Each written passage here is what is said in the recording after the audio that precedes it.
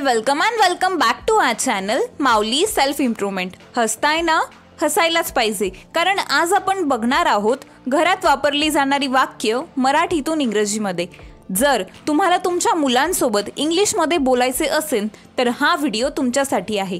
आणि मुलांसोबत बोलणे फार अवघड नसते, कारण आपण त्यांच्यासोबत कॉमन गोष्टी बोलत असतो, जसे की अंघोळ कर, अभ्यास कर, जेवायला बस, असे छोटे छोटे वाक्य आपण बोलत असतो.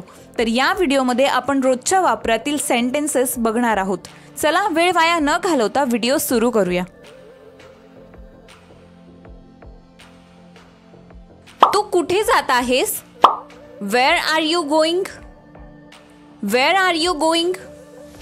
मी आता व्यस्त आहे. I am busy right now.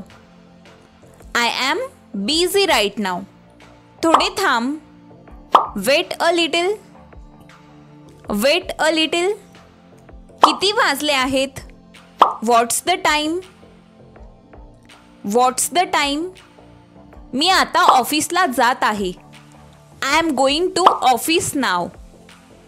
I am going to office now. मला भूक लागली आहे. I am hungry. I am hungry. Light बंद कर.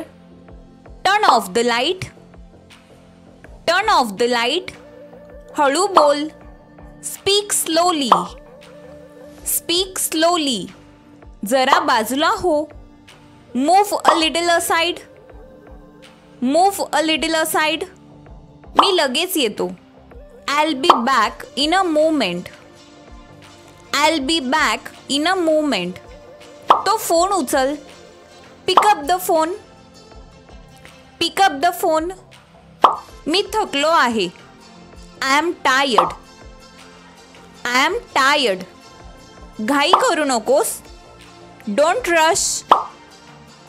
Don't rush. मी फक्त बघत आहे. I am just looking.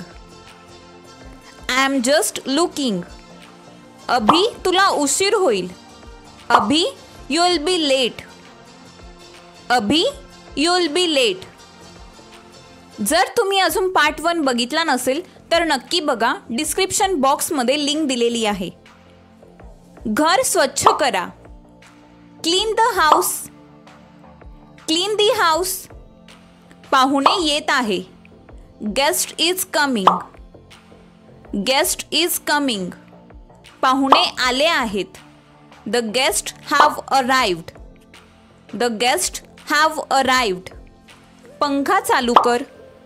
Turn on the fan. Turn on the fan. खूप गरम होत आहे.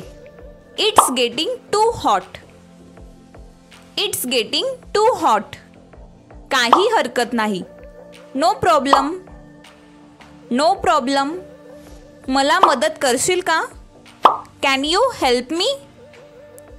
Can you help me? उशीर होत आहे.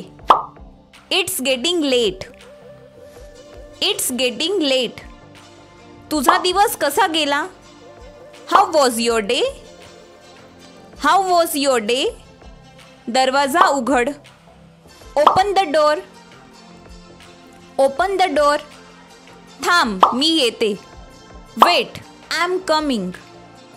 Weight, I am coming. मला खात्री नाही. I am not sure. I am not sure. I hope तुम्ही व्हिडिओ पूर्ण बघितली असेल. या व्हिडिओमध्ये आपण खूप छोटी छोटी वाक्य बघितलीत.